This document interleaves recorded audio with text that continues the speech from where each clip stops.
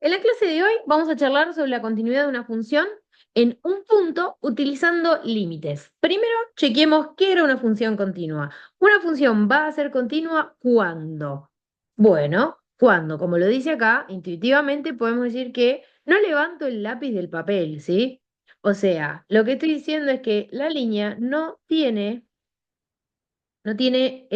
saltos. Hablando matemáticamente, es un proceso continuo, ¿sí? Sin interrupciones ni cambios abruptos, ¿ok? O sea, es una línea que no tiene ni saltos ni cortes. Bien, ahora, ¿cómo analizo eso utilizando los límites? Bueno, primero lo que vas a hacer es fijarte cuál es ese valor en el que lo vas a analizar. Porque tiene que cumplir con estas tres cosas. Primero, que exista la función en ese punto. O sea, ¿qué quiero decir? Que yo si evalúo la función cuando x sea igual a ese número, tiene que haber un resultado para el y. Lo segundo que vas a hacer es analizar el límite de esa función cuando tiende a ese número, ¿sí? Y lo que vamos a mirar es que tanto el punto uno como el punto 2 den el mismo valor. Veamos un ejemplo. Vamos a analizar esta función cuando la función la tenemos por aquí, cuando x tienda a -2. Ok, entonces, primero evalúo la función. ¿Eso qué significa? Que voy a cambiar a la x por el -2. Entonces, acá como puede ver, menos 2, en vez de poner las x. Y entonces, ¿qué es lo que tenemos? Que me da 0/0. ¿Por qué? Si mirás el gráfico, ¿qué problema está teniendo esta función? Tiene un saltito. No está definida para x igual a -2. ¿Por qué? Porque nos pasa esto.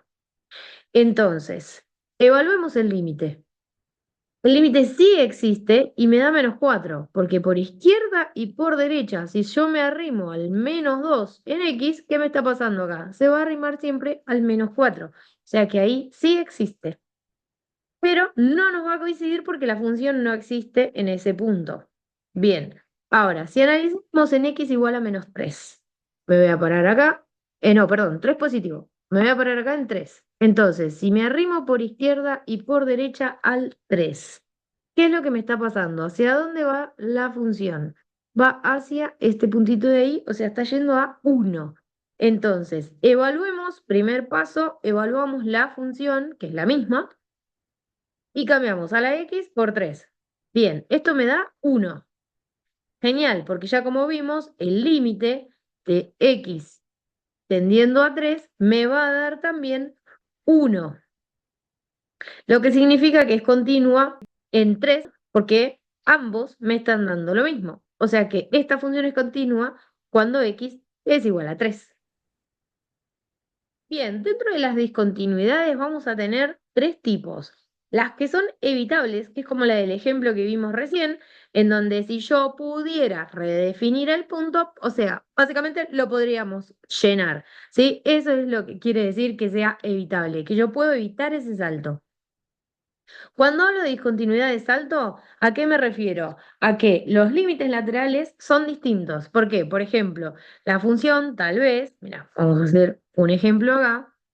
Supongamos que la función viene, por ejemplo, una línea recta por acá y de pronto salta y a partir de acá hace, no sé, una exponencial, por ejemplo.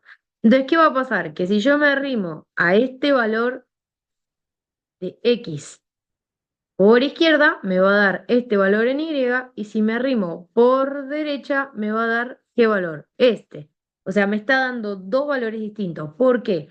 Porque hubo un salto en el gráfico, ¿sí? O sea, tenemos todo este espacio de salto. Eso es lo que quiere decir. ¿Cuándo una discontinuidad va a ser infinita? Cuando los límites laterales no existen. ¿Dónde nos va a pasar? Por ejemplo, en las asíntotas, cuando vos estás analizando una función racional, entonces, a ver, por ejemplo, si vos tenés, Uy, esa quedó re chueca. ahí va. Entonces, si vos tenés, por ejemplo, una función racional que viene por acá y viene por acá, y entonces tenemos una asíntota vertical que viene por acá, en ese valor de x, ¿qué nos va a pasar? Por izquierda al menos infinito y por derecha va a tender al más infinito. Entonces, esa es una discontinuidad que se la llama infinita porque justamente tiende al infinito ambos límites.